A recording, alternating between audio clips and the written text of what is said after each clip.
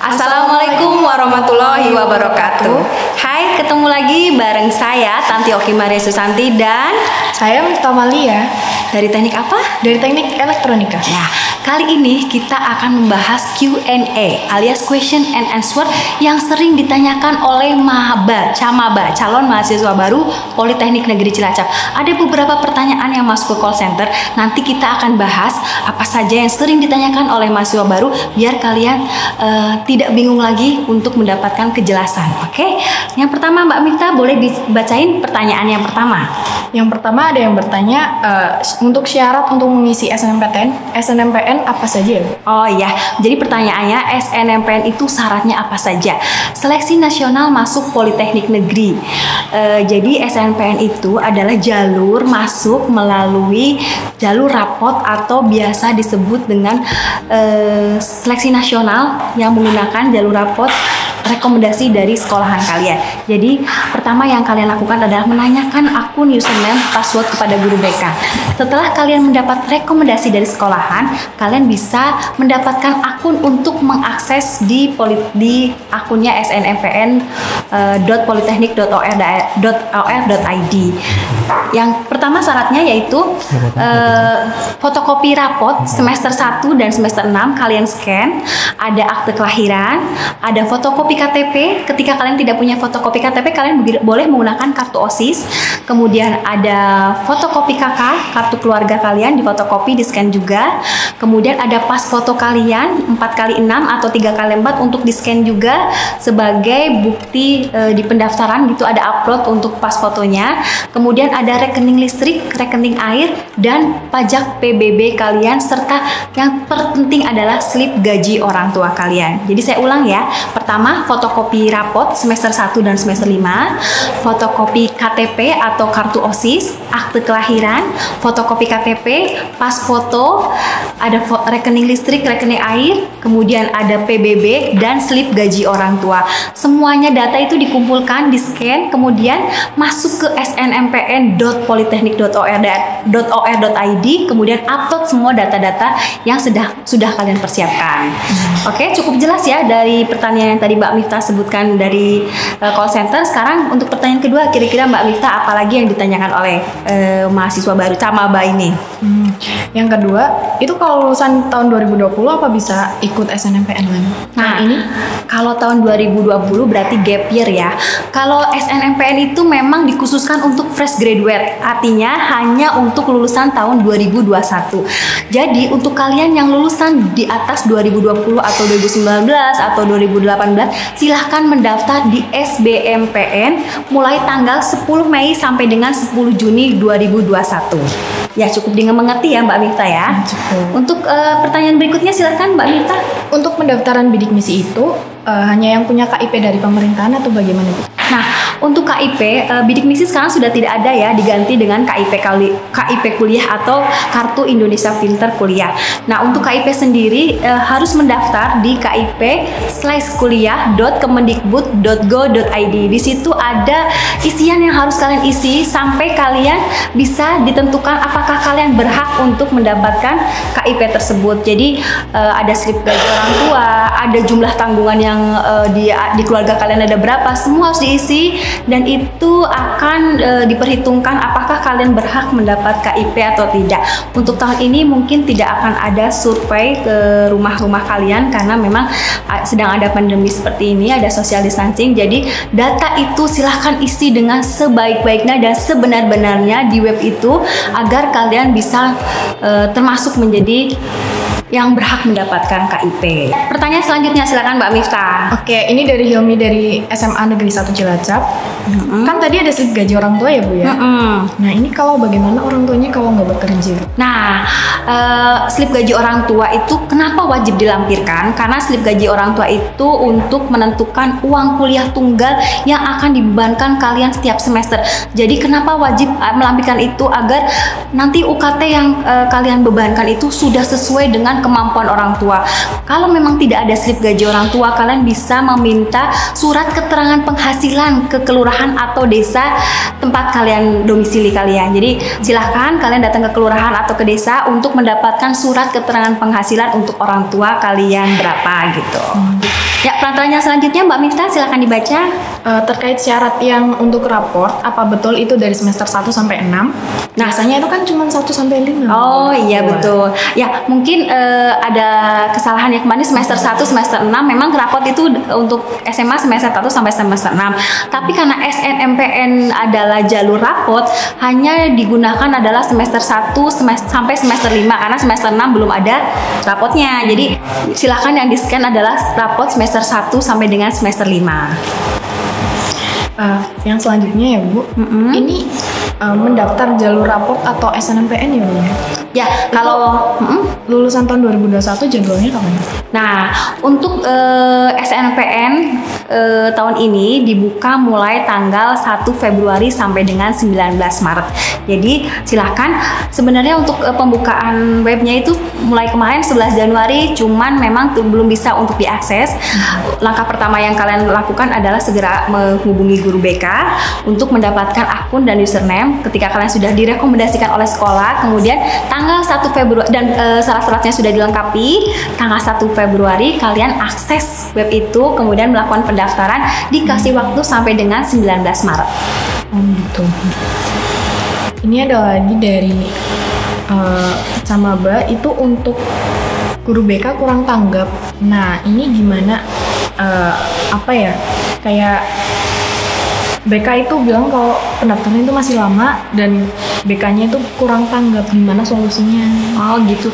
Mungkin pertanyaannya kurang spesifik ya. Mungkin SMA-nya SMA mana. Tapi insya Allah kalau Politeknik Negeri Cilacap kita selalu memberi informasi kepada guru BK yang ada di Kabupaten Cilacap.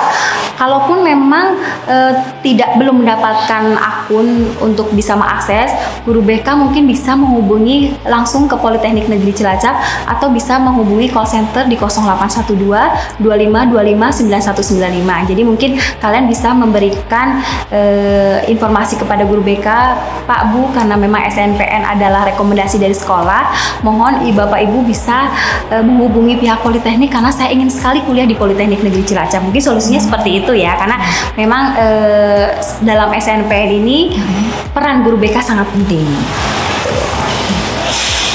Pertanyaan selanjutnya Bu, untuk lulusan 2020 apa ada kriteria khusus dan perlakuan khusus untuk pendaftaran ini seputar SNMPN?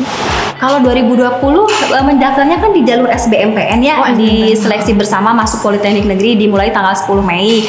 Cuman untuk SBMPN sendiri kita belum tahu. Kalau tahun lalu kita menggunakan rapot ya, tapi untuk tahun ini belum ada ketentuannya apakah akan menggunakan tes bersama dengan materi tes matematika, fisika, kimia, bahasa Indonesia, bahasa Inggris, atau soal-soal rekayasa, atau mungkin menggunakan rapot seperti tahun lalu. Kita tunggu aja ketentuannya. Karena memang SBMPN itu masih agak lama ya, di 10 Mei gitu. Ya, pertanyaan berikutnya Mbak Miftah silakan dibaca. Ini dari guru SMK YPE Kroya. Ini bertanya kalau siswa tahun 2020 daftar PNS itu gimana? Oh gitu. Jadi untuk tahun 2020 mungkin nanti di SBMPN dimulai di tanggal 10 Mei 2021. Kenapa 2020 tidak bisa daftar di SNMPN? Karena jalur SNMPN ini hanya dikhususkan untuk fresh graduate dan jalur rapot saja. Jadi memang untuk anak-anak yang memang sedang masih aktif di SMA atau SMK masing-masing sekolah gitu. Jadi saya perlu tegaskan lagi ya, apa bedanya sih SNMPN dan SBMPN?